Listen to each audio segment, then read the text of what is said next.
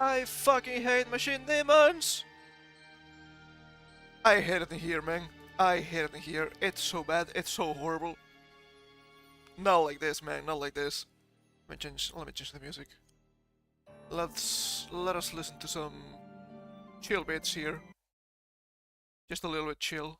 Just a little bit chilly, maybe.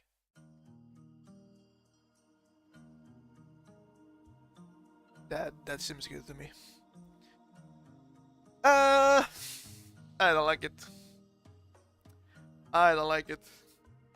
God damn. Is the... Oh my god, where is this again? I should clean my scenes a little bit, I guess. At some point, maybe, not today. I still have my melons here. Hey, looking good, huh? Okay, where the fuck is this? Ah, here it is. Choom! Earlier this week, we had some stuff on the Twitter machine.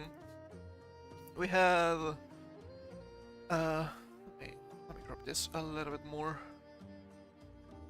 I shouldn't decide this annoying me a little bit, not gonna lie. Earlier this week, we had this Twitter thread about strange bad happenings, and I started looking into it, and I hate everything. We have some stuff for today. So, for starters, let's get into the meat and potatoes of this thread. And look at this dude's replies from Super Lario, or at Lario so far. Impressive thread, by the way. This guy becomes a little bit gay at the end, but doesn't matter. That's not why we are here. Looking at this dude's replies, I have stumbled down a rabbit hole that has led to me discovering a community of Twitter bot accounts that are all interacting with each other. It is the biggest evidence towards dead internet theory. We'll read about that later. First, Twitter machine. I did a little bit of research, and things changed a little bit since earlier this week, and I don't like that. I will say that I will say it directly. They're scrubbing stuff. Dangerous. I like it. This is just a video of a small cat being cute. The usual. It's the internet. What the fuck did you expect, right? Let's start with this account. Kelly Cake. They joined in November 2008. Out of their 335 posts, only 11 of them are not replies. One was posted on December 28th, 2023. The other 10 were all posted on December 3rd, 2023. They're also not following anyone, but have 361 followers. I checked on this account. Apparently, it has more replies right now. Some in Japanese. It still doesn't make any sense. We'll see. We have some stuff. We have the oh yeah. I fucked up with my grouping. I see. I understand. Like this should be okay. We have the OP being a little silly here to see if it works, because this is actually a bot, okay? You see, it's a response in quotations, which is strange. But yeah, that's why I had this specific grouping. I understand. The replies tab only shows them responding to tweets that are popular. Typically, it's ones about family members dying, pets, or pets dying. Strange. What did they mean by this? But other stuff shows up there. That is how some of the replies are in quotation marks. Feels very body. Okay, let's see. Ending prayers, thoughts and prayers, digital stuff, you know. Do we have some more in quotation marks here? Yes, like this. It is rare. It is weird. It is strange. It's something else. Already things are quite odd. The tweets made on the 3rd all have no likes, but 9 to 18 replies, and they're all cut off too. And at 280 characters, like you might expect, that's the limit for Twitter. If you don't have Twitter Blue, which this account does, so it's even more stupid. It's about 20 short. Even then, it wouldn't matter since these are verified accounts. Yeah, that's the case. Let's look at the replies then. Wait, what? The original tweet is English. It's in English, I mean. But all of the replies are in Vietnamese. And using the translate feature, they don't even have anything to do with the tweet. How do we go from dogs to robotics? That'll be important later. I'm sure it will. I don't speak Vietnamese. I don't know what they're talking about here. This is just a screenshot, so I cannot tell you. Robotics. See, this one, for example. Today it rained, but my gaze was warmed up by the loneliness of the small puppy. Sparkling eyes, the tail shouted. Tail shouted, what the fuck? They're really light on this gloomy day. Sometimes, just a glance of the puppy is enough to make your day bright. They do not say, but their face. Elegance there, which is weird. And we have the answer here. It might not be correct, but there are many mentions about technology, so they're probably onto something. Robotics workshops stimulated my interest in science and technology. Even if the machine translation is bad, we have robotics workshops and technology. That is what we call in the business a non sequitur. Strange. How about the tweet from the 28th then? Well, it's got 8 replies and 4 likes. And all of the replies are in English. And actually relate to the tweet. But all feel very bottled. But if we look at one of the accounts in the replies, we can see memes. Can I love no drama? It is funny. I don't know if the thread mentions this, but I will if it's important. We have a bunch of bots. Well, not all of them might be bots necessarily, but yeah. I think yeah. Murder Eugene. This will be important later for sure. Bunch of bad puns. But yeah. Here is Mariner Eugene, joined September 2023, as one of those serious handles Twitter gives you, and post about cars. Weirdly, they repost ads for cars, also sticking in hashtags that were trending at the time. That happens a lot. I've been seeing that for years already. It's not just because Rocketman, okay? That has been happening for years.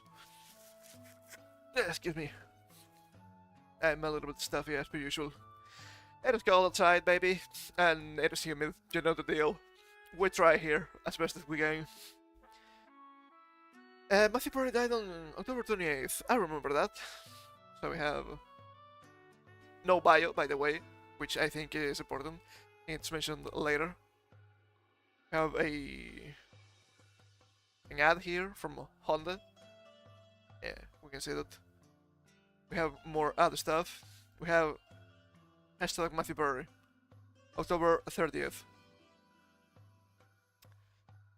Sounds like a human to me. Really big fan of corn and doing taxes probably. There's also one long post in Vietnamese, but that's just a non-reply post. Investigating one of their English post replies shows both English and Vietnamese replies, and Eugene responds in Vietnamese. Has some Vietnamese here. Once again, I don't speak Vietnamese, so please understand. We have some. This is strange. I don't know if the machine is able to do this kind of stuff, or if it's just the bot choking. It can happen. We have English with a Vietnamese reply. Weird. We have some more Vietnamese here. Curious, to say the least. Where were we? Here. Alright, so let's go back to square one. Here's another reply from the cat video. You Yang? I think I don't really know Chinese either. Joined in July 2009, and the reply stab is a lot less themed. They only reply to popular posts, regardless of content. posts with 5 to 6 digit-like counts. Yeah, wow, this video had me at the edge of my seat. Emoji, amazing. In quotations again. We have the OP trying to break the machine a little bit more. I don't think he can. I don't think it's this kind of bot, this kind of Twitter bot. That was a little bit dead. Oh, how curious. More Vietnamese. Strange.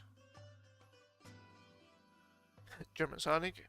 Another reply with quotations. I see.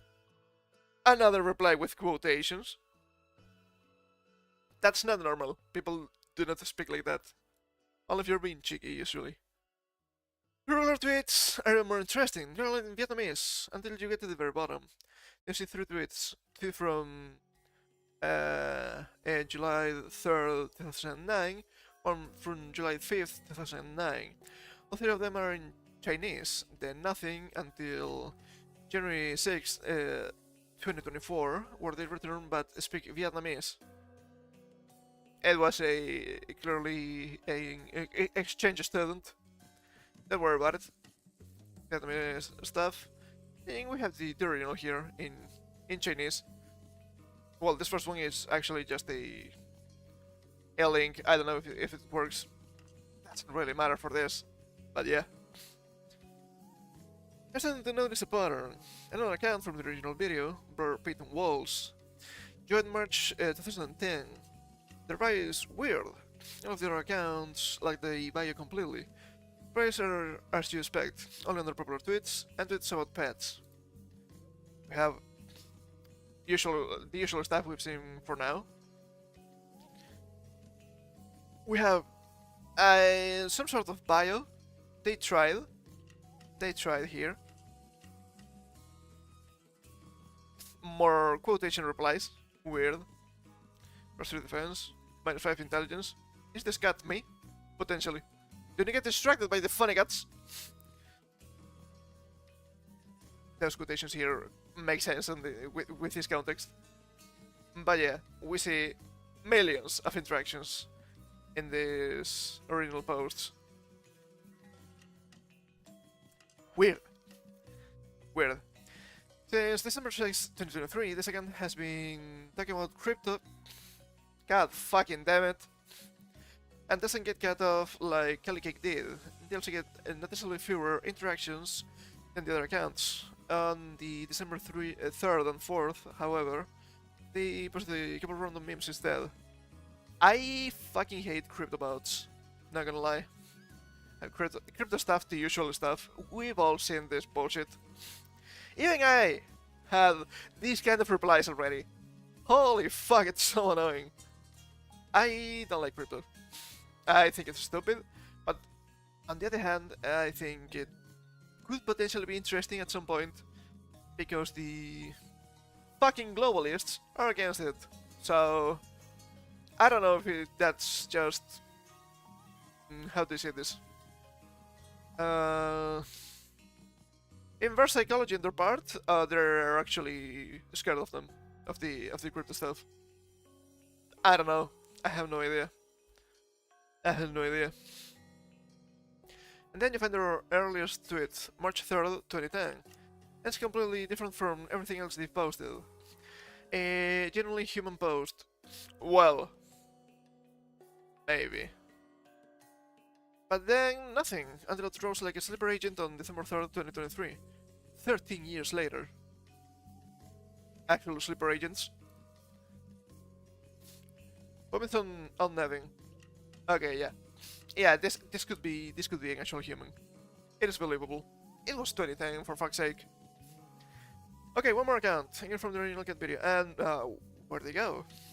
I saw them still a few hours ago while checking my notifications. Let's tap on their handle in the replying to section of my reply. That way we can see if the account is still around. That's probably this Sylvia account here. Aha! They're still around, but Twitter restricted their account. Probably because it noticed the spam. Anyway, this account has a bio in Spanish. joined September 2012, and reply stab is the same as always. Well, mostly. Let's see, restricted. You send this. This appears to be Spanish. I don't think this looks Spanish, but what the fuck do I know?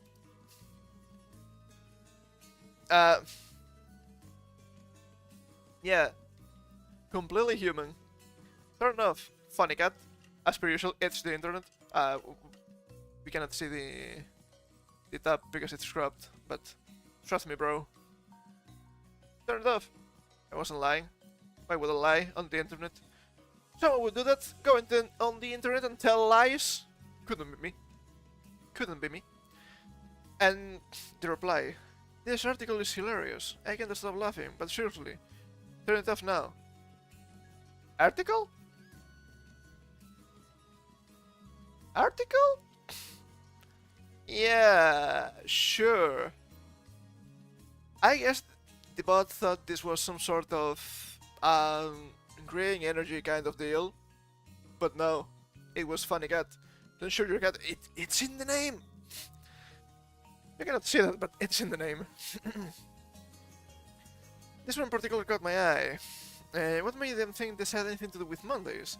Most of the other times, it at least says something related to the horror video, but this time it's really confused. I'll come back to this point, so keep it in the back of your head. We have a video, I think. Should be a video. It has closed captions, it has volume, it shouldn't be a GIF. Love this article. It's like a manual for surviving Mondays. The caption we can see from the video. When you, a man, are taking a gender fluid person's dick and they change genders in the middle of it, making you gay. Yeah, sounds like a Monday. Or like a Mongay. But yeah. Their tweets are getting cut off, just like Kelly Cake, and once again, it's happening at the 260 character mark for some reason. As a verified account, they should theoretically be able to post longer than normal tweets. They should be able to. If that was a person. And it's clearly not. Look at their post replies, they're all in Vietnamese again. Vietnam! Flashbacks from the war. The bots, they speak Vietnamese just like the trees. I hate it in here. And not only that, look at the top of the second picture. It's Cali Cake. They're here too. Also look at the users Sales Flannel and Suntake and a bunch of numbers. They have the exact same profile picture of an Asian woman.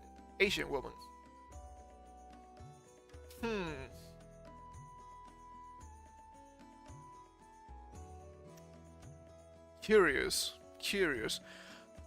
Also, kind of funny. Most of the bots I've seen have Asian women as their profile picture. Strange to say the least. Alright, so what the hell's going on here? Based on my findings, I have currently come to a few different conclusions.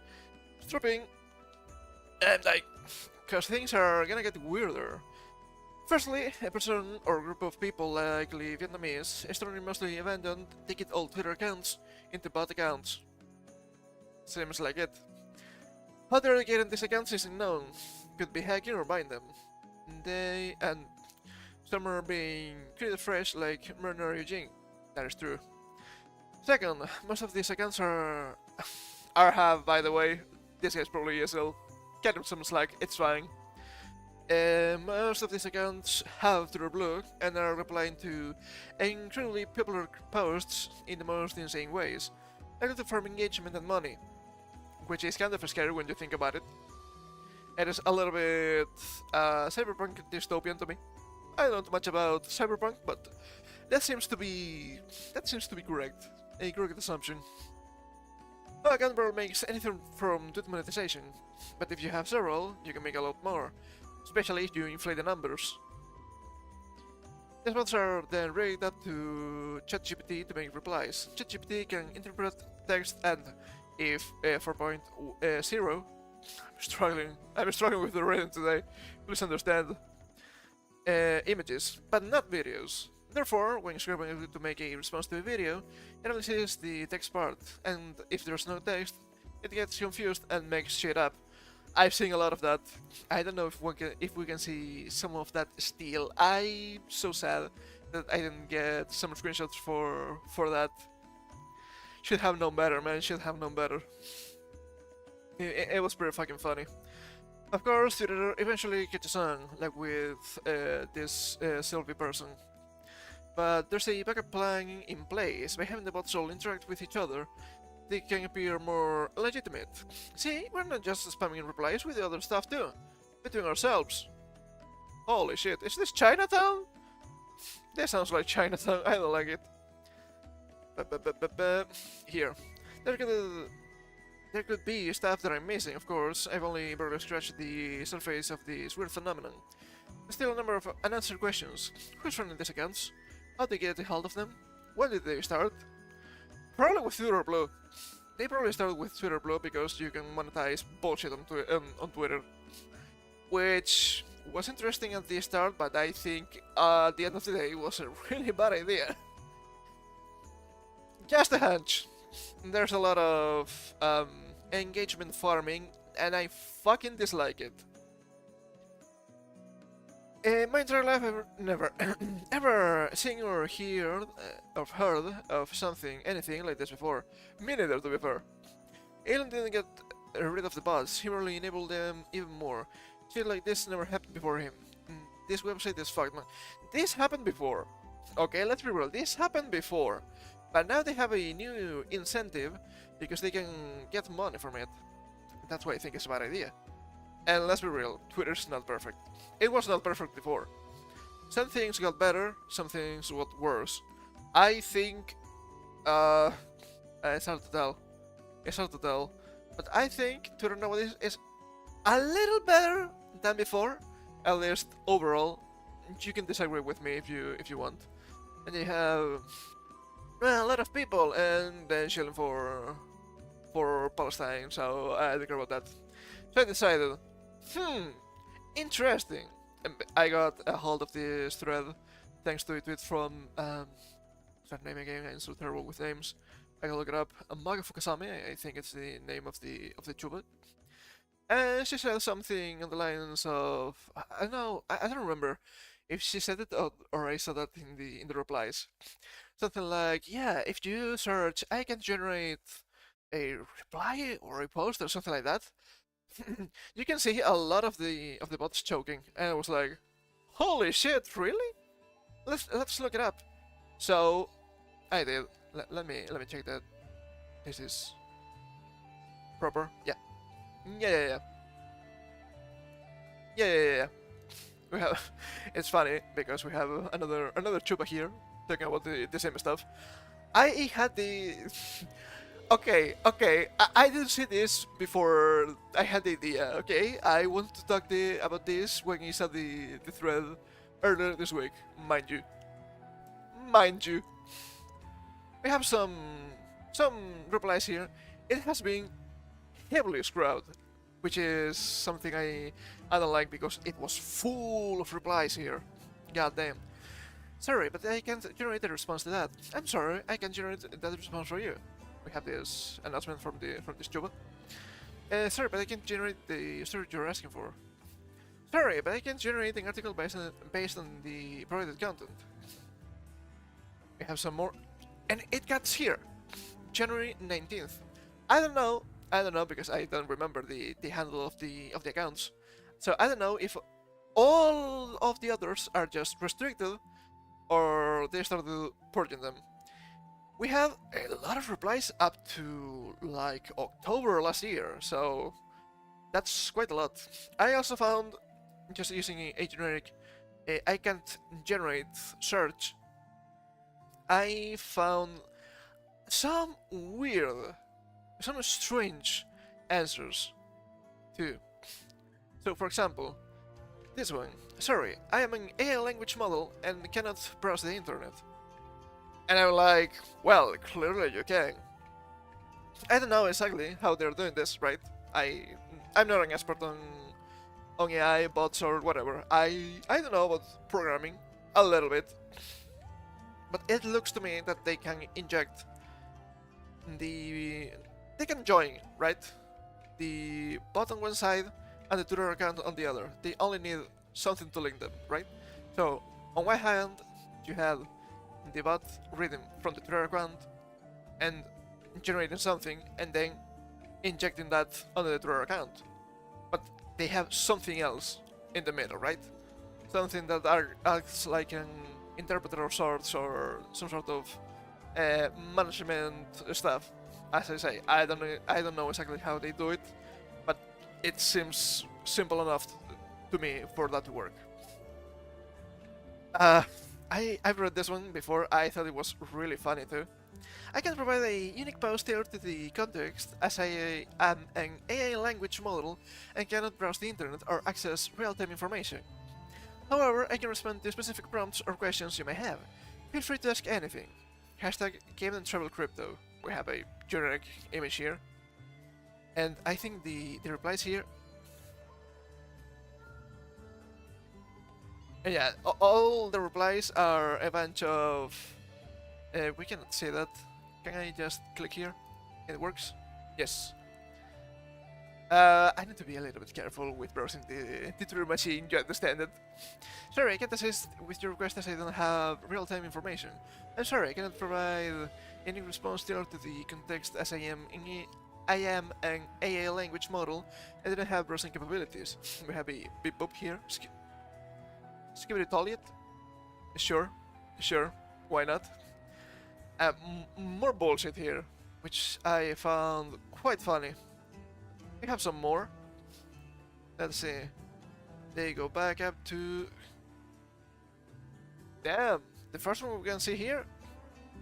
June 1st, 2023. That is impressive. Actually, look at the time. 9 o'clock p.m. Yeah, that doesn't seem human to me. 2:16, okay. 7 o'clock. 5:06. 12:19. There's some variation at least. But yeah, it is pretty obvious. I also found some more strange replies, but I think they're fully scrubbed right now. Yep. We can't get anything from this. There were a handful of replies. There were something like, I cannot generate the response without violating ChatGPT case case in the name, but I don't remember the proper term. Case. I don't remember. I'm so sorry. It was something like terms and conditions. I tried to look those up and I found nothing.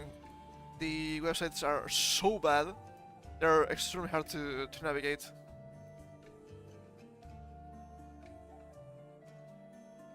Terrible. Use case policy. Here it is. This is for OpenAIs. Yeah, this must have been ChatGPT terms and conditions, something like that. We still have some of this, luckily. We have, I'm sorry, but I cannot provide a response to a tweet or comment without violating OpenAI's use case policy. As I said, I tried to look this up. I found nothing, I'm sorry.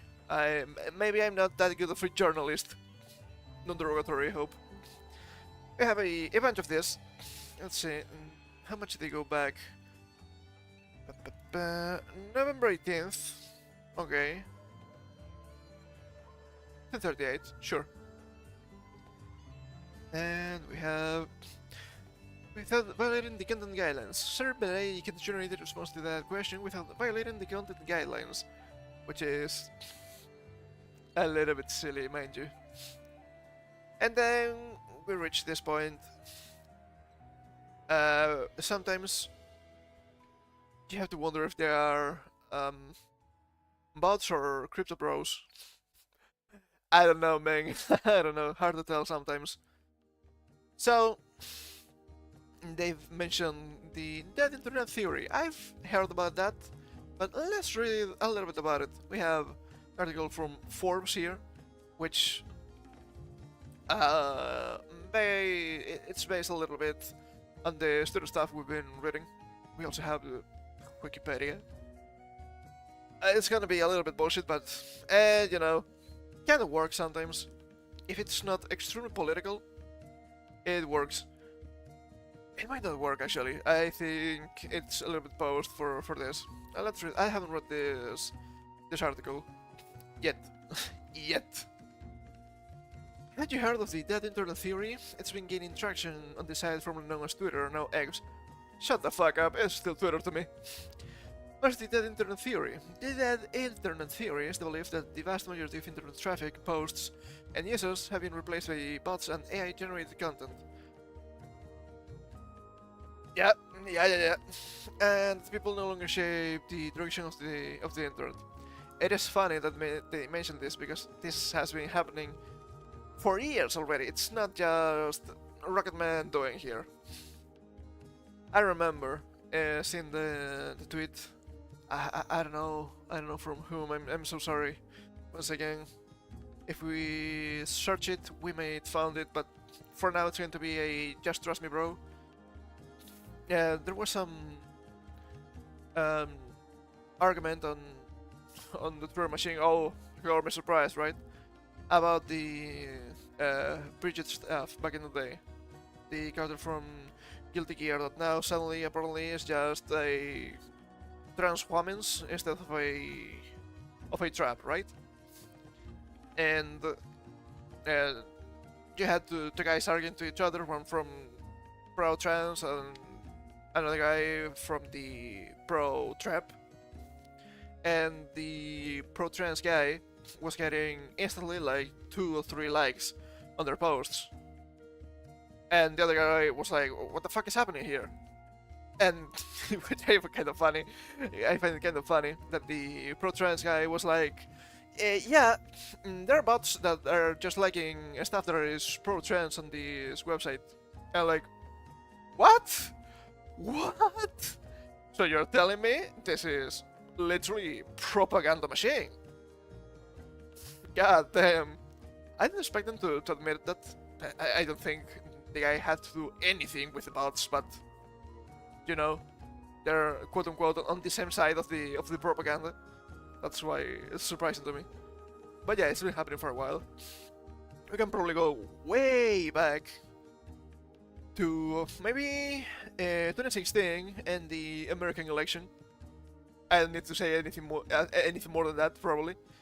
It's 2024. It's election year again for the Americans.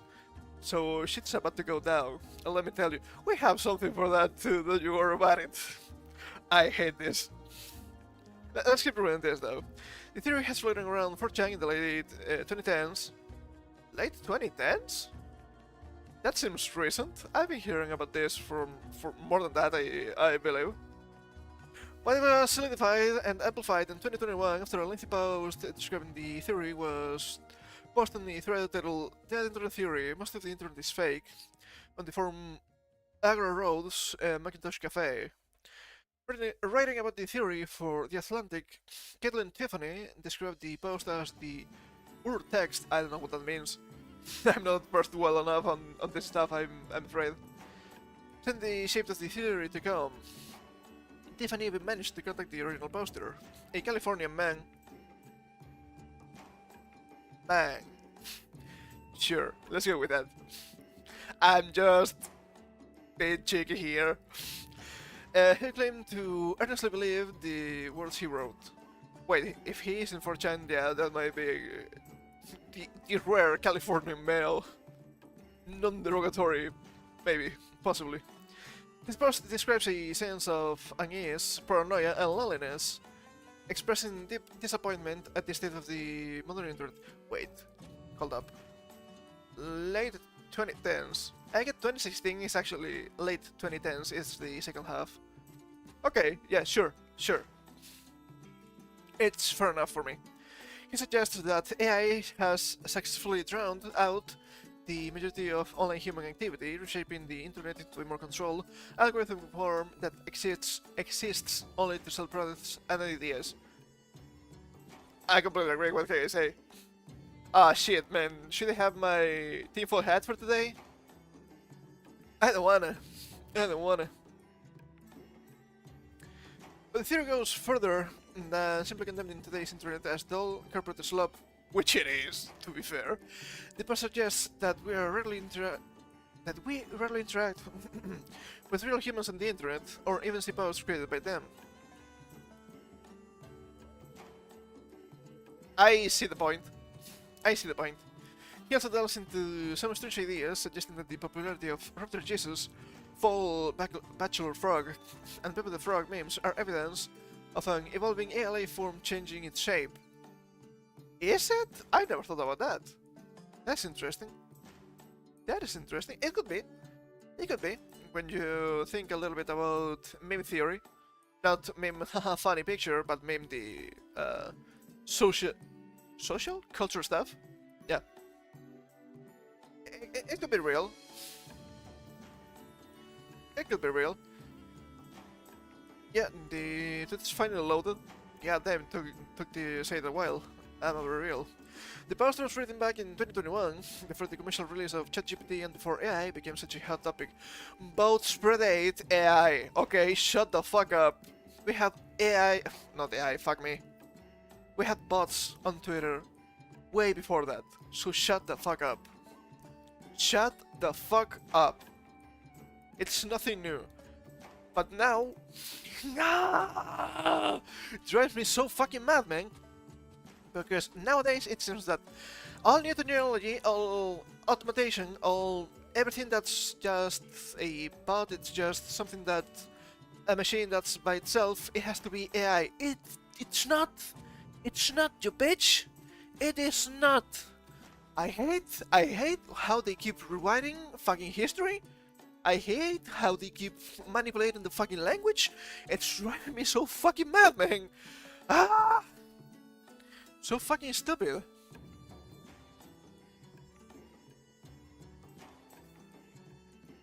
And now the theory has become something of a meme and semi-ironic description on the internet. Meme? Semi-ironic? I don't think so. Last week, the dead internet theory was well decided after a post on X, Twitter, drew attention to the platform's bot infestation. What happened with the bots on Twitter? A paper post on Twitter comparing the sound of Kazakh? I have no idea. To diesel engine trained to Sterling Winter currently sits at more than 24,000 likes and 2,000 retweets. Whether the caption is relevant is difficult to say, as the video was mistakenly uploaded with no audio. Thus, many users assumed bots were mindlessly lagging in the post. Well, it's current year. Bots? Or dumb people? It is hard to tell. It is hard to tell. I will be that guy. It is hard to tell. 20k likes in a video that doesn't have sound. This website is so cooked. Fair. This led Twitter users to repost the video and declare that the site formerly known as Twitter was cooked. Nowadays, this is a common talking point on the site. It is generally impressive how good this website is. Shut the fuck up, you're a crypto bro. You're paying to promote ads. Wait, hold up, I don't know how to read. Yeah, that makes sense. They're laughing at the crypto bro. That's fair then. I'm sorry, I'm stupid. But yeah. Water is an ingredient. What? Human people? Nothing here. Regular Twitter users have long been complaining about the amount of inane, irrelevant, and totally AI-generated replies that have infested Twitter.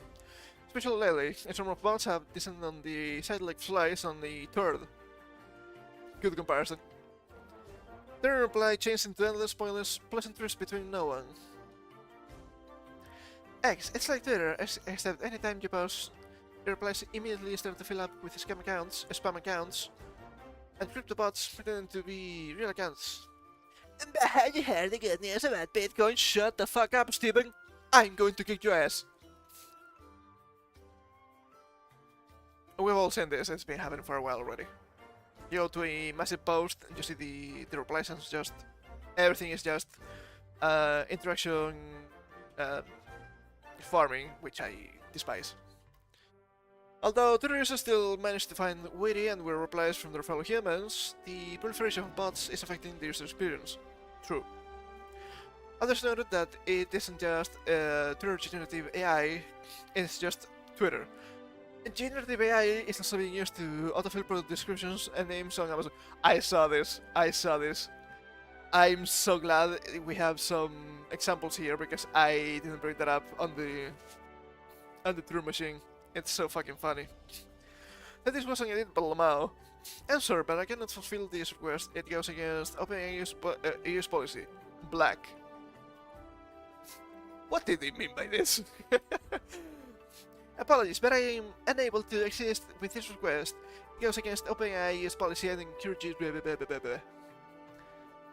I'm sorry, but I cannot fulfill this request. It goes against OpenAI's policy. My purpose is to provide helpful and respectful information to users. Brown. Is the machine being racist? I don't understand. It is pretty funny. Apparently, this is some sort of money-making scheme I've read about, where users just like drop shipping, right? Something like drop shipping, but you don't even have the time or the guts or whatever to create the proper product placement on Amazon, so you use ChatGPT, and it is a thing. It is a thing that is happening apparently. Holy shit, people are way too dumb even for this, man. God damn it. Professional models, artists, and writers have lamented that the internet is being filled with AI-generated pictures that have no value beyond novelty, and AI-generated writing that no one wants to read. I'm gonna say something here. AI-generated pictures and text, I think it's funny to look at. I think it's funny to generate. I don't think it's useful. I think it's useful as useful, or it can work as a substitute of actual humans. For now, at least. After all, it's just gacha what you get, so it's fine to play around with it, but you know. You have to keep rolling the AI gacha machine. It's gonna happen. So we have some text here, probably. The AI apocalypse doesn't look like Terminator. It's a little bit like Terminator. It will be. It looks like society is being bettered by waves of AI-generated misinformation and gibberish until the sense of reality breaks down and the society is drowned in an ocean of AI-generated nonsense. Yeah. I haven't read this. Let's go. My sister got a book for Christmas on how to care for tarantulas alongside the tarantula supplies. She's wanted one since she was 8, and she's 15 now. And basically, it appears to have been written by an AI. Oh man. She realized quickly that the book was riddled with errors, repetitive and badly written, and after some investigation found that it was self-published using a website that offers AI tools to quote-unquote help you write your book. What a disgrace. An actual book. Holy fuck, man.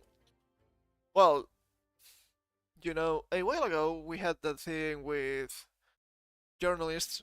I think it was especially game journalists, but I'm not quite sure on that. That were like, well, websites, not the journals themselves necessarily. We're like, yeah, we're going to use AI. We're going to use ChatGPT to generate the articles for this, and of course they did. And they had a bunch of made-up names, and you're like, okay, now you need to look it up. Okay, what's the author's name? Taka, taka, taka, taka, taka. Oh, it's not an actual person. Interesting. So obnoxious, man, so obnoxious.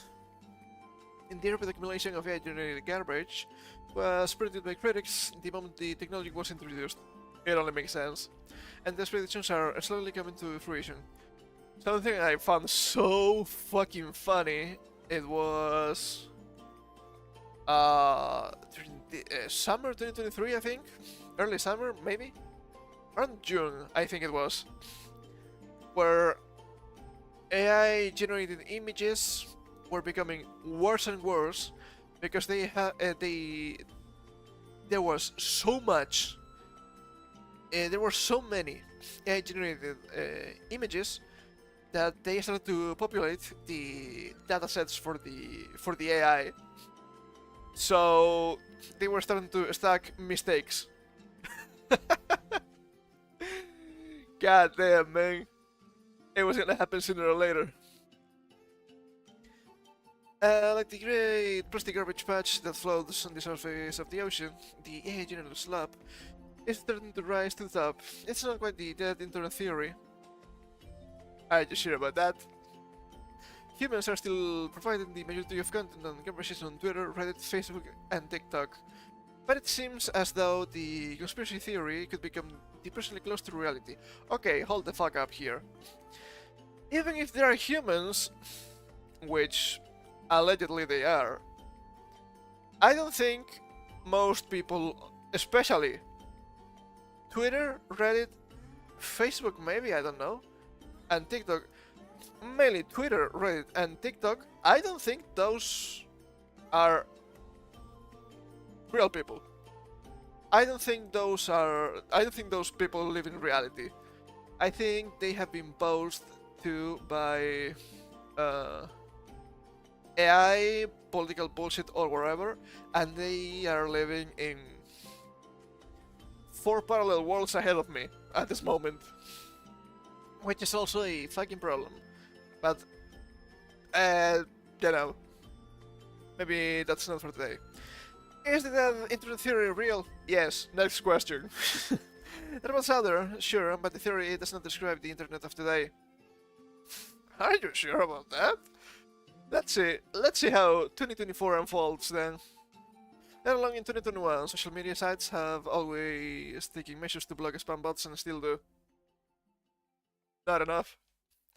Even as the bots are evolving, aided by generative AI. At the moment, generative AI is not capable of creating good content by itself, simply because AI cannot understand context. It cannot understand context because it's not AI. It's not actual artificial intelligence. They are data scraping algorithms, but that doesn't sound as cool, right? They don't have a proper synapses, brain synapses. It's not actual intelligence. What you might expect from the internet, I guess. The vast majority of posts that go viral, unhinged opinions, witticisms, instead of observations, reframing of the familiar in a new context, are not AI generated. Have you seen the meme accounts? Please. The internet might feel boring, broken, and spamming algorithmic, but we're not drifting along a sea of electronic NPCs. I heavily disagree with this, because if you go back to Twitter, Reddit, and TikTok, they are literally electronic NPCs. They might be human, but they are literally electronic NPCs. I'm sorry to tell you this, but that's the truth, and it's bad. Also, the algorithmic bullshit is not because of AI or bots or whatever, it's because of big corporations, big tech. They want to streamline your stuff, maximize profit, and you not being able to get what you want. That's why YouTube nowadays is fucking trash. Have you tried to use the search function? Doesn't even work. Doesn't even fucking work. It's poisoned by your cookies, first of all. And if you're using an account, you're going to get, why won't you watch these videos again? Why don't you watch these recommended videos again? Ah, you should just, like these videos. I'm like, shut the fuck up. I'm trying to look for a specific song. Shut the fuck up. I'm not trying to watch anything else. Stop it. So bad, man. So fucking bad. There are posting content made by people, but not only the internet in the way the theory suggests. Influencers do, and the bots follow their lead. Okay, but you cannot tell me influencers are not mostly electronic NPCs. Especially nowadays, when they are paid by big corporations to sell a bunch of bullshit. And I'm not talking about, oh, sponsor a stream, look at this game. No, that's not what I'm talking about. I don't give a fuck about that. We all understand those kind of, how do I say this? I said it before and I forgot the term. God fucking damn it. That shilling, right?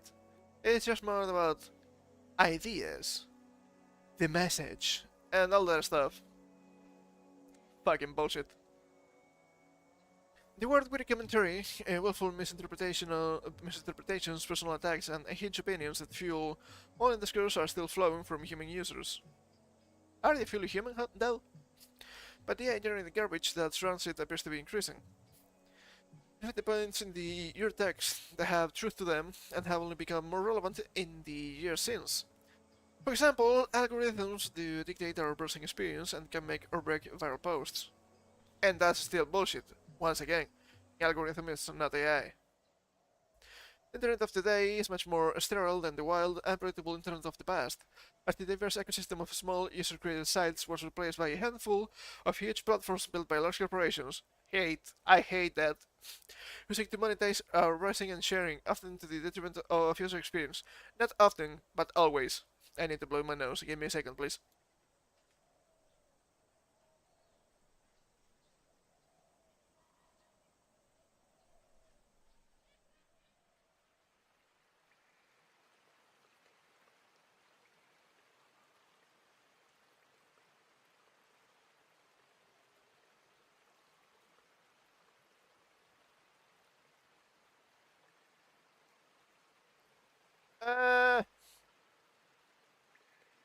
Stuff.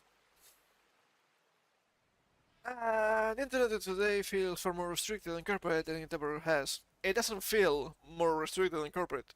It is literally more restricted and corporate. You don't tell people to kill themselves now? That's against the OS, apparently. God damn it. We had to bring back bowling. It was important. Even Tim Berners-Lee, the inventor of the World Wide Web, is disappointed with the state of his creation, stating, "The web is not the web we wanted in every aspect. In every respect, my bad." Yeah, big corpo hate, as per usual. Well, the library of Alexandrian fire so 4 guys could make money.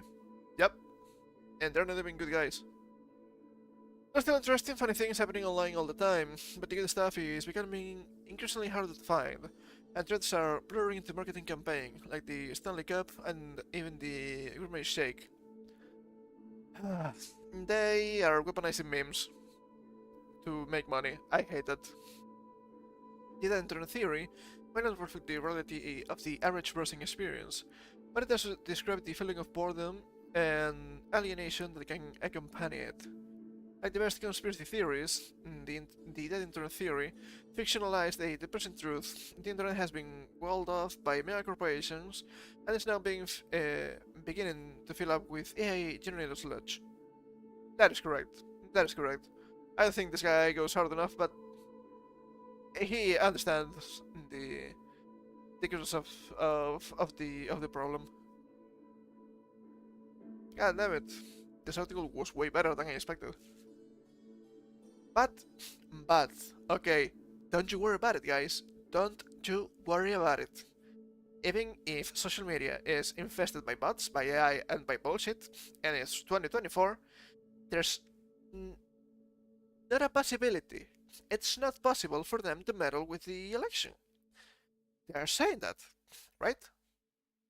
Let me move this a little bit. From SureHedge, I have a couple of articles here. It was pretty important because we had that World Economic Forum bullshit this past few days. So yeah, OpenAI attempts to dispel fears of AI meddling in elections. Come on, man, it cannot happen! It doesn't happen! It will not happen! So, if we tell you it doesn't happen, when it eventually happens, we have plausible deniability. It's all there is. As 2024 anticipates a global election cycle, OpenAI says it was to prevent AI misuse, bring transparency, and enhance voter access to accurate voting information. Accurate by whomst? That's the problem here. That is the fucking problem here. It has been for way too long. OpenAI, the creator of the popular chatbot ChatGPT, released a new blog post outlining its approach to the 2024 elections on a global scale.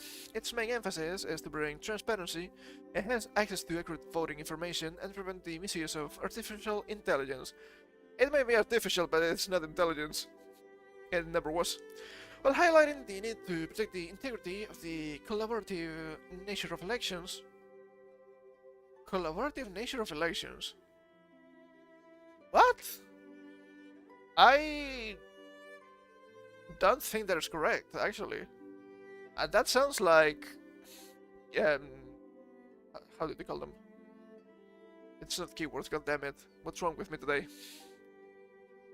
I don't remember. But, you know, it's the usual bullshit. We have to protect our democracy and all that. Dog whistle? No, it's not a dog whistle either. I don't remember. But, you know, specific words to be, look at this. Virtue signaling? I think that's the closest I can come up with right now. OpenAI wants to make sure its AI service is not used in a way that could undermine the process. You cannot control that. It is impossible for you to control that. Because it's just, quote-unquote, a tool. You can sell a shovel, and you're like, but you can only use this for shoveling. And you're like, yeah, maybe. You can hit someone with it. That doesn't depend on what your intention was at the beginning. The company said that protecting the integrity of elections is an effort involving everyone, and it wants to make sure its technology is not used in a way that could undermine this process. We want to make sure that our AI systems are built, deployed, and used safely. Like any new technology, these tools come with benefits and challenges. Gay. Gay. That sounds gay. That sounds gay as fuck. OpenAI says it has a cross-functional effort dedicated explicitly to election-related work that will quickly investigate and address potential abuse. Once again, no. It won't work because it doesn't matter how much protection you want to add. I can be, okay, ChatGPT, please make a political campaign from the point of view of Dr. Phil. Easy enough. And then I'm like, okay, I'm going to change any mention to Dr. Phil to Joe Biden, for example. It works. It works. It was that easy. Even if it cannot do all the work, it can do most of the work. The fact that they don't understand it is appalling. They should be way smarter than me. But I guess they're just cocked in general. Among these efforts include preventing abuse, which it defines as misleading deep fakes. Yeah, what the fuck you gonna do about it if you have a local model in your computer? That is way too late. Chatbots impersonating candidates or skilled influence operations. It is way too late when you can have a local model. I'm sorry to tell you this. You make a Frankenstein monster that is out of your control. Not running away now. It said one of its measures has been implementing guardrails on DALL-E to decline requests for image generation of real people, including political candidates. Not gonna work. Not gonna work. You can still give an accurate description and play the gacha game. Not gonna work. In August 2023, regulators in the US were even considering regulating political deepfakes and ads generated using AI before the 2024 presidential election. Yep. Yeah, tell that to... what was his name again? Oh fuck, I forgot. Florida governor. Holy shit, I don't remember the name. Ron DeSantis. God fucking damn it. Ron DeSantis. Yeah, they love to Ron DeSantis. His smear campaign on Donald Trump. That was fair. That was a fair use of AI, wasn't it? But we didn't like Orange Man. Orange Man bad. Fuck off, bitch. But guys, where was I?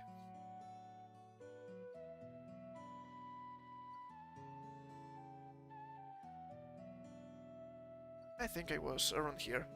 It's fine, it's on the screen. OpenAI it has a cross-functional effort dedicated especially to election-related works. Yes, I've seen this. Yes, I read that. I'm down here actually. And down here actually, politicians in the US have expressed a skepticism that tech companies will be able to rein in their powerful AI systems. I don't think that's even a case of capability. I don't think they want to. Why would they? They can just fuck up their political enemies. Just as simple. It only has to be economical enforcement of the rules. Do you think someone would do that? Nah, man, that's not happening. The congressional hearing in May, where OpenAI Chief Executive Sam Altman testified, Senator Richard Blumenthal, in Democrat Connecticut, used a demonstration of his AI-generated voice reading a statement to highlight the risks. What if it had provided an endorsement of Ukraine surrendering our Vladimir Putin's leadership, he said. Altman responded to some of the concerns by asserting that OpenAI's chatbot was a tool, not a creature, and a tool that people have great control over. Yeah, once again, it's the current year, and you're going to believe fucking everything you find on the internet? Why? I don't understand. The skill issue, literal skill issue. You're dumb, and you deserve to be cheated. Because you're dumb, and you didn't realize. You fucking dumbass. OpenAI said building applications for political campaigning and lobbying is currently not allowed. Don't tell me why, but I just don't believe you. Already a politician running for US Congress already, again. These guys are worse than me. But AI has a campaign color to help reach more potential voters. The AI developer said it's also working on constantly updating ChatGPT to provide accurate information from real-time news reporting around the globe, while directing voters to official voting websites for more information. Yeah, sure. Let us all believe that. His influence on elections has been a major topic of discussion already, with Microsoft even releasing a report on AI usage on social media and the potential to sway voter sentiment. Yep. Microsoft's Bing AI chatbot has already been under scrutiny after Europe-based researchers found that it gave misleading election information. Oh, cannot be surprised. Fucking Bill Gates and his bullshit. It has been particularly proactive in its stance regarding AI and elections. In September, it made AI disclosure mandatory in political campaign ads, along with limiting answers to election queries on its board AI tool and generative search. Ah, yeah. You need to make sure your political campaign ads, if they use AI, you need to tell me. If you're a cop, you need to tell me, right? It is the same. They should, but they're not gonna do it. Why would they? Why the fuck would they? But don't you worry. Don't you worry your little head if you're still afraid of the AI of social media. Because lo and behold, EU President demands globalist control over all information. The fucking globalists! No! I fucking hate it here. President of the European Commission, Ursula von der Leyen, addressed elites at the World Economic Forum in Davos Tuesday, calling for overarching globalist control over the flow of all information in the digital age. Why don't you shut your fucking mouth, bitch? Huh? Why don't you shut your whore mouth? God damn it, man. The top concern for the next 2 years is not conflict or climate, it is disinformation and misinformation. But why would climate disinformation and misinformation, be a global concern? It is not. It is literally not. It's just a skill issue. You're cunts, and I don't like you. Fuck off. Online proclaimed that the boundary between online and offline is getting thinner and thinner, and is even more important in the era of generative AI. I fucking hate normies on the internet. It has been all downhill in the last 10 years, thanks to them. It's bad. Bad, bad, bad. Addressing the elite as excellencies, and personally naming their Klaus Schwab, her introduction underlying further call for the development of a new global framework for AI risks. And about to drive global collaboration to prevent the spread of misinformation. That is, information they don't want you to know about. As per usual. We have this short clip here. That one is a long clip that I don't want to play because it's like 20 minutes. So where the fuck is my music? Here. Here it is. Let's see.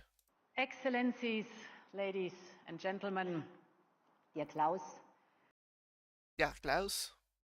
Your annual global risk report makes for a stunning and sobering read.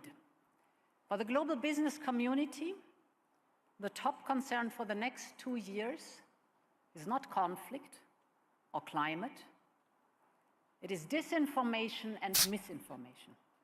This fucking bitch. Followed closely by polarization within our societies. These risks followed by polarization in our societies. I wonder why. I wonder who's to blame here. I don't know. Could be anyone. She continued, many of these solutions lie not only in countries working together, but crucially on businesses and governments. Yep. Businesses and democracies working together. I don't want big corporations and working with big government. Fuck off with that. And that where governments, how many of the levers to deal with the great challenges of our time, businesses have the innovation, the technology, the talents to deliver the solutions we need to fight threats like climate change or industrial scale disinformation. Yo, suck a dick, bitch. Furthermore, von der Leyen said 2024 is the biggest electoral year in history, and expressed concern that freedom comes with risks. Yes, that is true. Freedom comes with risks. So, if you want freedom, you should guide yourself. If you have someone else guarding you, that's not freedom, that is control. And that is what's happening. They try to tell you that you're free, and you have, a lot of cool stuff you can do. But that is actually a lie. Because if you go out of line, they're going to chop off your dick. Not funny. There will always be those who try to exploit our openness, both from inside and out. There will always be attempts to put us off track, for example with disinformation and misinformation. Yes? She also touted the EU Digital Services Act, which under the guise of preventing quote-unquote hate speech, which is not a thing, mind you, establishes controls over all information on social media platforms. Social credit score coming soon. You need to give your full credentials to access the internet soon, probably. Absolute bullshit. With our Digital Services Act, we define the responsibility of large internet platforms on the content they promote and propagate, von der Leyen bragged. Fuck off. No, they don't.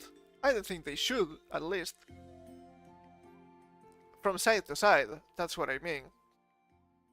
But it's a great tool to control them. That's how it is. To conclude, there is no doubt that we face the greatest risk to the global order in the post-war era, but in my mind, there's no doubt that we can move forward with optimism and resolve. Greatest risk to the global order in the post-war era. What a strange thing to say! What a strange thing to say.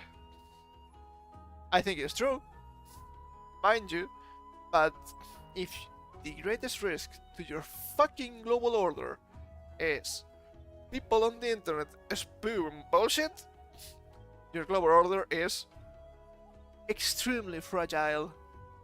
So get fucked, bitch. There can be no doubt that the number one target of these analytic technocrats is Elon Musk and Twitter, given that they already have every other major platform in their pockets. Fair, fair. However, there's enemy Oreskis says Twitter is such a toxic place with a scary name. Bro, it's literally a letter. What the fuck do you want? What the fuck do you want, woman?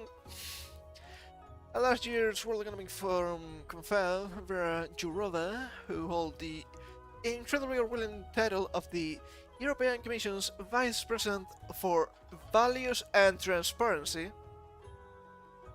Yep. Ministry of Truth? Who knows, maybe. Commented that Musk's freedom of speech absolutism doesn't jibe with new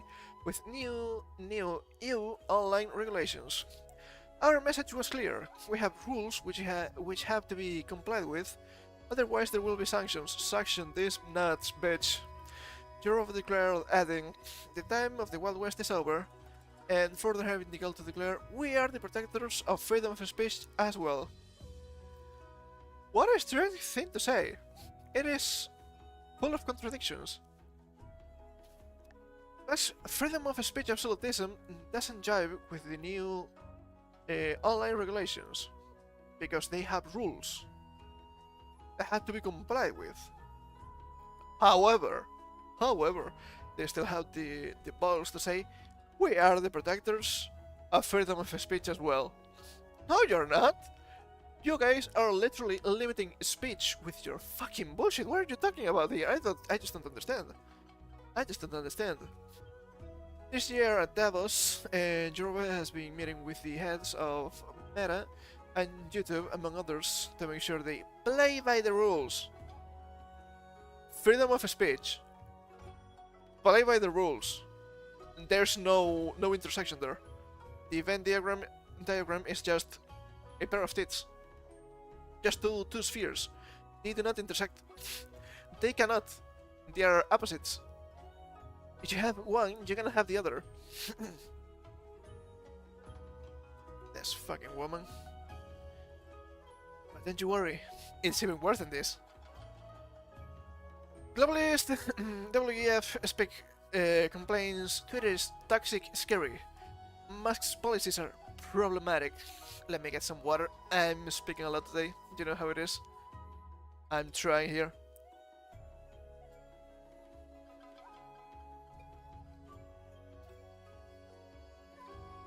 God damn it, man. God damn it. The globalist Devils Confab has getting underway, and they're already talking about how evil Elon Musk and Twitter is, with one guest complaining that the platform formerly known as Twitter is toxic, and now its new name is Scary. No! No! I'm so scared! Help me, Papa John's! I don't know why Papa John's, but sure. The World Economic Forum elites flocked to Switzerland in their private jets and helicopters and will stay there all week with our globalist Klaus Schwab at the helm. This fucking guy. Just a tidbit has already emerged. This was one of the first articles. With Harvard professor of the history of science, Nami Oreskes, and president of Swiss universities, Luciana Vaccaro, whining about how dangerous, problematic Twitter is. Oreskes declared, "For a long time I was on Twitter, and now it's become such a toxic place that I've concluded it's not a worthwhile place to spend time. And as you said, it is exhausting. Because then you cannot censor your political opponents anymore. It's just because of that, you're weak and pathetic. You're weak, pathetic, and your bloodline will not survive winter." She continued, "So you have to pick and choose, and you have to think about where the place is, where you can get your message across. I'm trying to figure out. I mean, I have given up on X, What a scary name that even is, right? And I don't know what the alternative is right now. There's no alternative. You made this bed yourselves. Get fucked. By responding to the comment noting X is literally just a letter from the alphabet, Lamau. Literally. He said that literally. So fucking silly, my dude. What the fuck? Dr. Church that it is the policy of the owner that is problematic. Personally referring to Mark's dedication to free speech on the platform, which I appreciate. I think he's doing a fantastic job, but in that regard, it's better than before. As I said, the site has other problems, but it's going towards more freedom of speech, which I appreciate. He also declared, I think one day it will come the moment of the content in this place. I think there will be a societal reflection on how information is brought. How they will love to get their controlling hands on the platform again. Yeah, their slimy little hands on the control of information. Hey, hold up. They are defending freedom of speech. So fucking pathetic, man. So fucking pathetic. I hate it here. But this is not all we've seen this week. Because we had some clown shenanigans in the video game industry as per usual. Fucking Ubisoft, I swear to God. The new Ubisoft Plus and getting gamers comfortable with not owning their games. Suck my dick, Ubisoft. Suck my dick. Suck my dick. Ubisoft introduces its classic service to PC and Marticam on Activision Blizzard.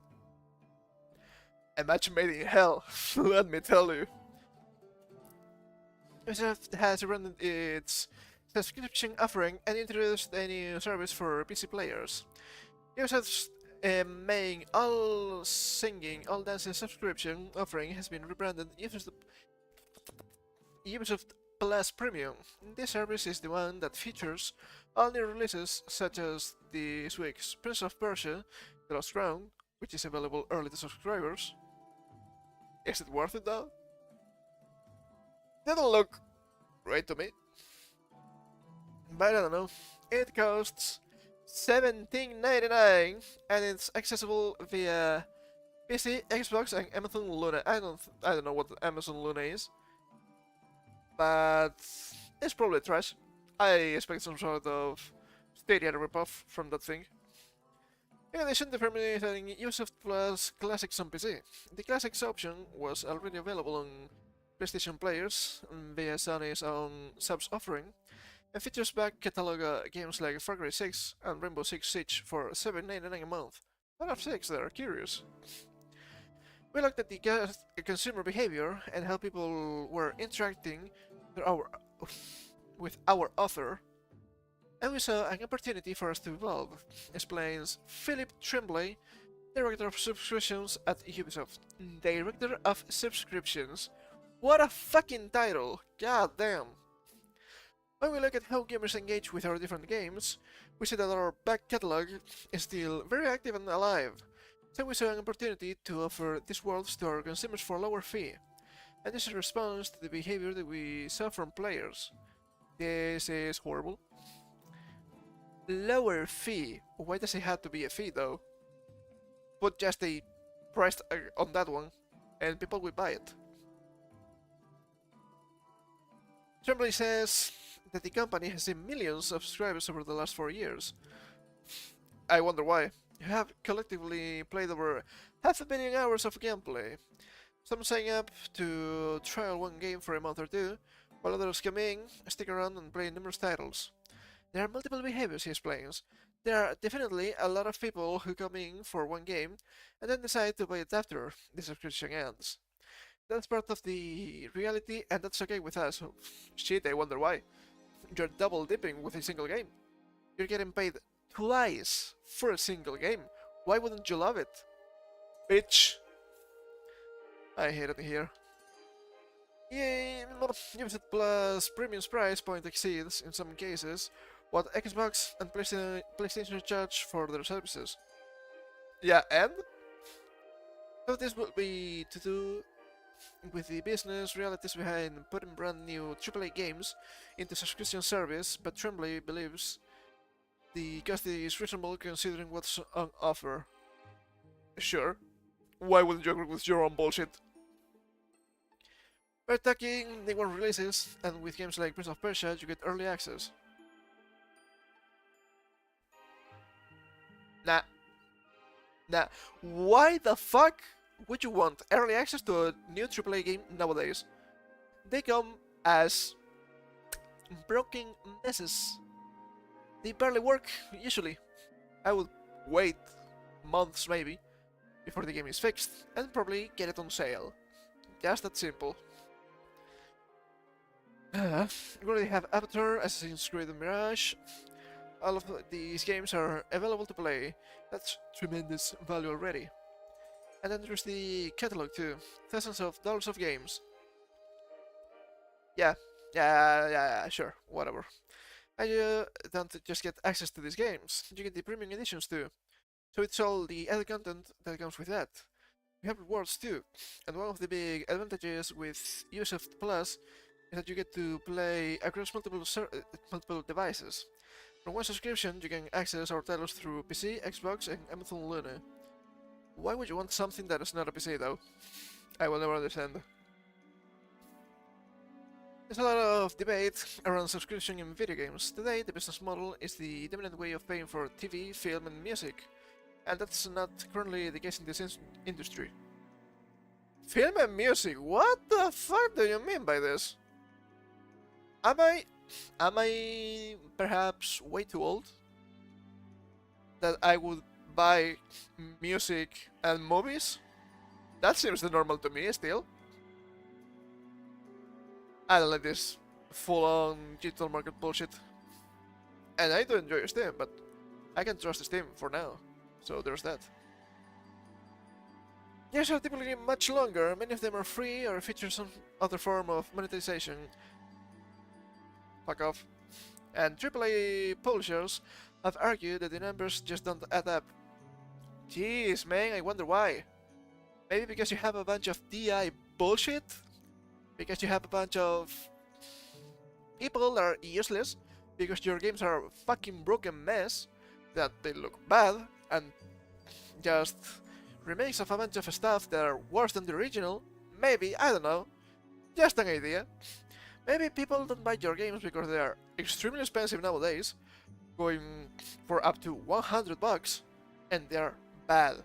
Literally, bad games. Just an idea, man, just an idea. Nevertheless, Ubisoft is seeing growth in this sector. Fucking normies, fucking NPCs, I hate them. Tremble says that October last year was the biggest month in Ubisoft Plus history. Gay. Lame and gay. I will be that guy, I will say it. The point is not for users to go down one route or another. For now, he explains. We offer purchase, we offer subscription, and it's the gamer's preference that is important here. We're seeing some people who buy choosing to subscribe now, but it all works. Once again, why would you want double dipping from your games? Makes sense to me. Also, if the buying is only on digital market, I don't like it either. Because, as they say down below, gamers are just owning their games, that's the consumer shift that needs to happen. We've been seeing that gamers don't actually own their games when in a digital market. We can still trust Steam, but we've seen that bullshit with Sony a while ago, where they were like, yeah, this stuff is no longer on our store. You bought that? Sucks to suck, baby boy. You cannot get access to that. Are we going to give your money back? Keep coping. And that's bullshit. I would consider that literally stealing, by the way. Where was I? He said that the subscription has enabled Ubisoft to bring in new players, with 1 in 10 Ubisoft Plus subscribers having never engaged with the company's games before. That is quite dystopian, actually.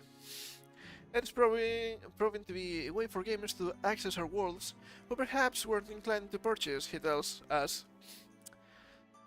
I don't like summers. I don't like young people.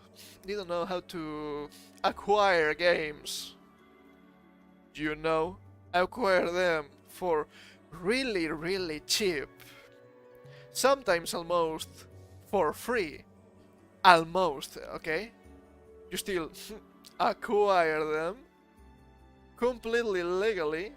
Don't ask questions. So they just spend money on bullshit. It's the same with Netflix and all that.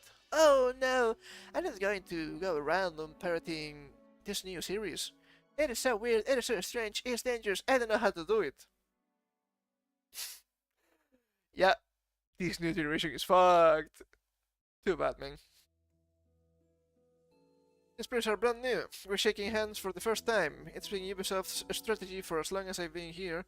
Try and reach more players with the franchises that we have. I mean, yeah, everyone wants to maximize profit. So happy, as the leader of this product, to be able to deliver on that. Leader of subscriptions. Director, I think, but yeah, sure. Same bullshit. The question remains around the potential of the subscription model in games. Fuck off with subscriptions, I hate them. Tremblay says that there is tremendous opportunity for growth, but what is it going to take for a subscription to set up and become a more significant proportion of the industry? I don't have a crystal ball, but when you look at the different subscription services that are out there, we had a rapid expansion over the last couple of years, but it's still relatively small compared to other models, he begins. We're seeing expansions on console as the likes of PlayStation and Xbox bring new people in. Okay, now tell me, what games do they have? Ah, I see. Nothing. Sounds like a good idea to me. Obviously, from a Ubisoft standpoint, it's already been great. We're looking to reach out more on PC, so we see opportunity there. One of the things we saw is that games are used to a little bit of activity, having and owning their games. Shit, I wonder why. I bought that, it's mine. Shut the fuck up, Capcom. That is the consumer shift that needs to happen. No. No, we're fine as we are. We're fine as we are. We should be owning our stuff. You commie bastard. They get comfortable not owning their CD collection or DVD collection. I don't think that's true, actually. It's just that you don't have a fucking alternative. It's a transformation that's being a bit slower to happen in games. As gamers grow comfortable in that aspect, you don't lose your progress. It's not about the progress, you dumb cunt. You resume your game at another time, your progress file is still there.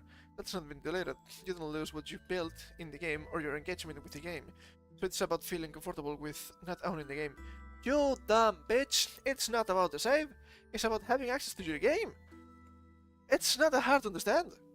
If I go to the store and I buy a new game, let's say, I don't know, what else is new now? I have no fucking clue. What is new and could be in store? Let's say the new Zelda game for the Switch. For example, I bought that.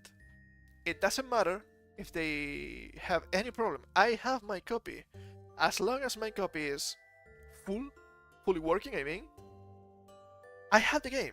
And I will play the game. It's not that difficult to understand. It is mine. I don't depend on the glory of the devs to say, now you may play the game, my precious little child. It's not that hard to understand. I just don't get it, man. I just don't get it. So stupid. Of course they want to do this, because this way they can rake money every single month from you, which is bullshit. And if something happens, they can say, yeah, this game, no more. We don't like it, no more. And you, the customer, you wanted to play it, get fucked. Disgusting behavior. Absolutely fucking disgusting behavior, not gonna lie. I still have the boxes of DVDs. I definitely understand the gamer's perspective with that. But as people embrace that model, they will see that these games will exist, the service will continue, and you'll be able to access them when you feel like. That's reassuring. But that is not true. The service will not continue forever. What happens, okay? What happens when PlayStation 5, for example, is not the thing anymore, and they don't have servers anymore. How do you play your games? You can't. I could put up my Nintendo Wii, for example, and play... Let's see, what do I have here? Oh! The Legend of Zelda Twilight Princess, for example. It's mine, I bought it. I have that copy just right there. What else? Oh, man! Dragon Quest Swords. That is a cool one. I have it. Okay, I'm back. I have the game. It still works. I can just put up my Nintendo Wii and it works. If it has some sort of online capabilities, yeah, that won't work, but the game is still mine, and I can still play the offline mode. What happens if you don't have internet, or it goes down? Ah, how are you going to validate your subscription? You can't. You can't access bullshit without that. Oh man, how inconvenient all of a sudden. Streaming is also a thing that works really well with subscription. I'm going to commit a hate crime. I'm going to commit a hate crime! So you pay when you need it, as opposed to paying all the time. But if you buy the game, you pay once when you need it, and that's it. What? I don't understand. Streaming is a distribution method that appears to lend itself to the subscription model. Sure, bullshit upon bullshit. Let's go with that. Although currently it remains a very niche corner of the business. Ubisoft CEO Yves Guillemot told Games Industry this website in June that Ubisoft believes in streaming, but that it needs time. It's getting there, he told us. Yeah, like Google Stadia. That was a big hit. Fucking clown. Just nothing matters with that. When you're in a good city with good internet, it's fantastic. Spoiler, most people don't live in a big city with good internet. Also, good city, what do you mean by this? It's not the case for everyone. The NVIDIA experience, for example, is fantastic, but we thought it would go faster. We learned a lot by working with these services, and we're using the experience to enhance what we're doing. Look, streaming sounds like a cool idea, it's never going to be as good as playing on the machine. It is impossible. Okay, we're reaching the end. Finally. Ubisoft's commitment towards streaming was evident when it acquired the streaming rights to Activision Blizzard's games in August. Match made in hell, as he said. The firm plans to add these games into Ubisoft Plus in the future. Although Tremblay had little to say on the subject today. We're actively working on this part, he says. There's more to come. Our players are definitely excited about this. He adds, for me, whenever we publish a game, the first thing I do is stream it and play a couple of minutes. I have to download it, I can jump right in. Streaming enables fast discovery. That's the first thing we are seeing from a consumer perspective. If you knew how to make the fucking games, because, oh, new game! Whatever slab, 140 gigabytes, what the fuck? I'm not playing that. I don't have a space for it. God damn it. Normies upon normies, I hate it in here. There are those in the industry that feel streaming and subscription hold the keys to unlocking new players. Fuck off. If they do, they shouldn't. And will become significant ways for gamers to access and pay for the games in the future. If you just had fucking demos for your games, like back in the day, it would be much better. But you know what? Demos are for free. If you had to pay an $18 subscription every month, free money for us. You see? Fucking bitch. Yeah, already there is talk of subscription fatigue across all media, and that's something that Tremblay acknowledges is a challenge. Because everything wants to be a fucking subscription. Even your fucking extras in the car! In the fucking car! What do you mean? That doesn't make any sense to me. Paying additional money for the extras makes sense. It's just additional stuff for your car. Subscription based? What the fuck are you smoking? Oh my fucking god. I hate current year. I hate subscriptions. And I hate all these big corporations. I hope they suck a dick with their ass. I know what I said. Subscription fatigue is a part of consumer reality, he concludes, and I'm a dad with teenagers. It's difficult to keep up with what you are subscribing to and where. That's part of the challenge we have as a subscription service, and we're embracing that. Because people will forget and you will be getting free money, like the gym memberships. We all know that, you fucking asshole. Also, I'm a dad with teenagers. Why do they have subscriptions to bullshit? Huh? Why do they have subscriptions to bullshit? I don't think they should. Actually, I don't think they should. But Netflix is gay. Is gay, okay? Does it have good stuff? I don't care. And it's so fucking expensive nowadays too. God damn it. Despite this, we see that in terms of consumer behavior, there's a lot of growth for us, but also the subscription business is a monthly business for us. That's pretty much the thing. We're asking for a low commitment from gamers. We welcome them whether they want to stay a month or multiple months. $18 a month? It's not a joke, my guy. $18 a month? You're saying that is low commitment? That is really high commitment, actually. What the fuck? I hate it in here, man. I hate it in here. This is bullshit. This is bullshit. I hate it. The new internet. I hate normies. Normies hate. They make everything worse. We're struggling a lot in here. Why must they suffer? I will never understand. The worst part of all of this is that they don't understand how dumb they are. It is so bad, man. It is so bad. Anyway, this is gonna be everything for me today. I ranted a lot for now. So I'm gonna go. Oh, man. Also, I'm not immune to propaganda. So I will probably start playing Pal World on Monday. I will see if I can safely stream that with my rig. I probably can. I've seen people streaming that have bigger machines than me, so I guess that the 16GB RAM requirement is actually not true. But we'll see. We'll see about that. Oh man. Anyway, I will go for now.